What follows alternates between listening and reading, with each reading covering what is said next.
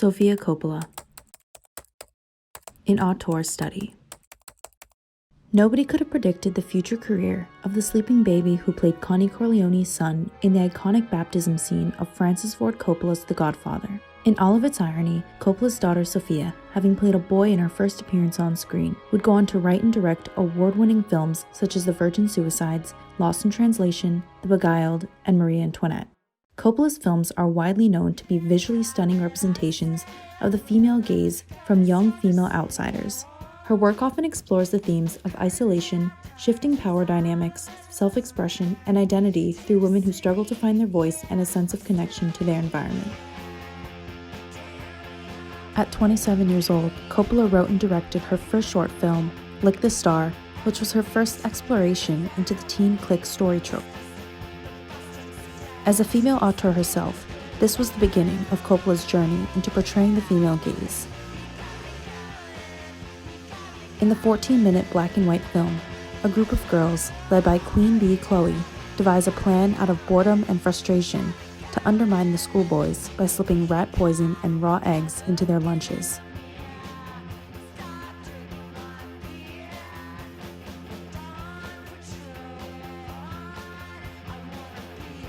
However, the power shifts when Chloe becomes alienated, as rumors spread about her all across the school, disabling her from carrying out the plan, and instead trying to harm herself.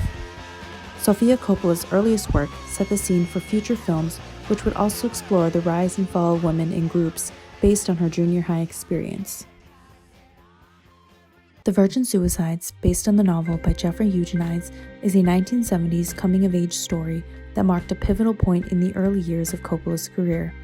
The film follows the lives of the elusive, close-knit Lisbon sisters, Therese, Mary, Bonnie, Lux, and Cecilia, each with their distinct personality, ultimately commit suicide by different means.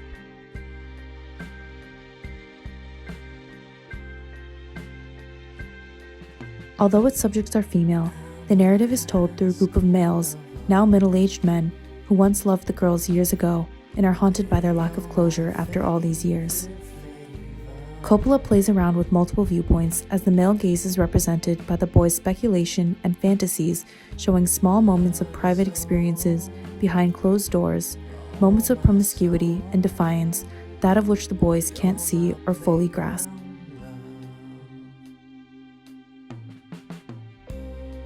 Coppola wants us to see how most people would assume their collective identity, but if the boys refuse them their identity, they'll assert it in the only way they have left: death.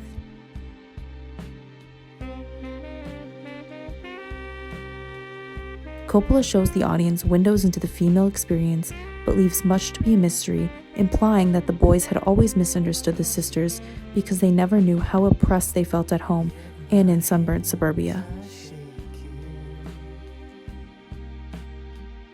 In the final scene, the narrator says the Lisbons hadn't heard us calling, still do not hear us calling them out of those rooms where they want to be alone all the time and where we will never find the pieces to put them back together.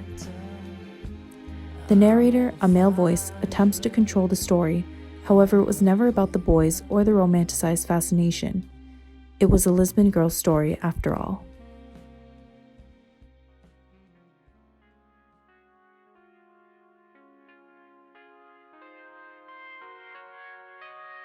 Lost in Translation is considered by many critics to be the golden child of Coppola's career and her most highly praised film to date, when she achieved the Golden Globe for Best Screenplay and the Academy Award for Best Original Screenplay. Lost in Translation explores two seemingly opposite but lonely characters who connect and find solace in a big city.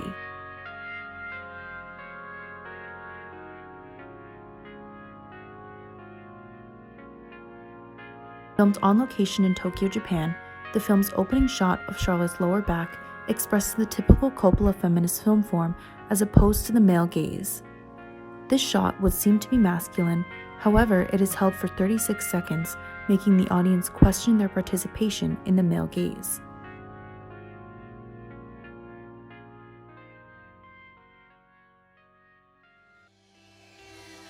Tonally, the film is ethereal and there is a romantic feel to the way it was shot, set at a luxurious hotel against the vibrant and sleek Tokyo imagery. which is ironic because Coppola shows restraint and does not allow her characters, who understand one another, to be romantically involved.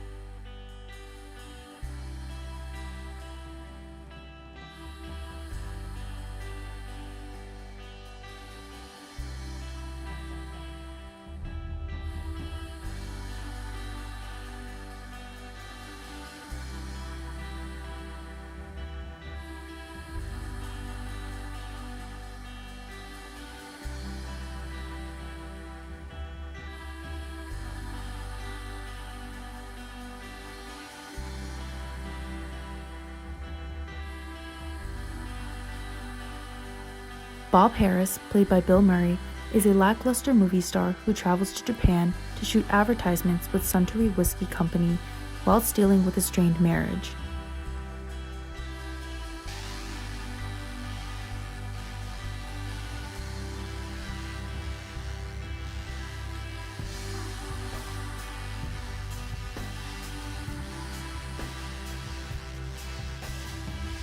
Charlotte, played by Scarlett Johansson, accompanies her husband John, a celebrity photographer, on his business trip, but she spends most of her time in a hotel room sitting by the giant window questioning what she wants in life. Both characters are outsiders, overwhelmed by the new city, amplifying their loneliness. They do not know the customs or language and seem to be blending into the background, as if to be swallowed whole.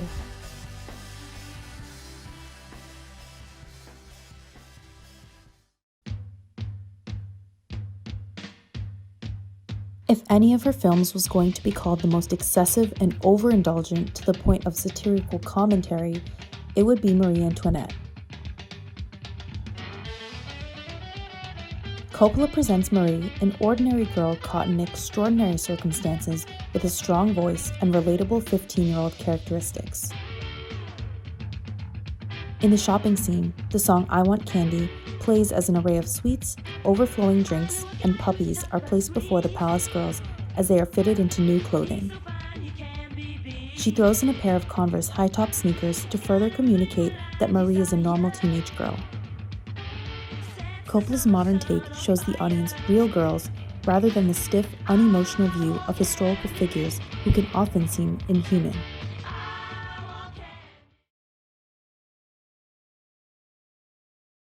Coppola's feminine gaze is what gives her films their signature tone and unique style that contributes to the realistic portrayals of what it is like to be a young woman. Throughout her filmmaking and screenwriting career, Sofia Coppola has made it clear to the audience that she has a distinct voice as an auteur, blending her personal life and artistic sensibilities into cohesive, visually detailed, immersive narratives. Her complex, socially dynamic films act as character studies that explore diverse female perspectives that make people think deeply, questioning their own expectations. Coppola goes against the grain and challenges her audience to step outside their comfort zone as she humanizes the outcasts of society through her lens. Yeah, making movies, I mean, it's be able to be creative and make this world that you have in you. I felt like I didn't see a lot of films that I could relate to, having teenage girls. The actresses were usually much older and I didn't really relate to them, but John Hughes was the best, and I loved his films, and 16 Candles, because it felt like it was true to what that experience was.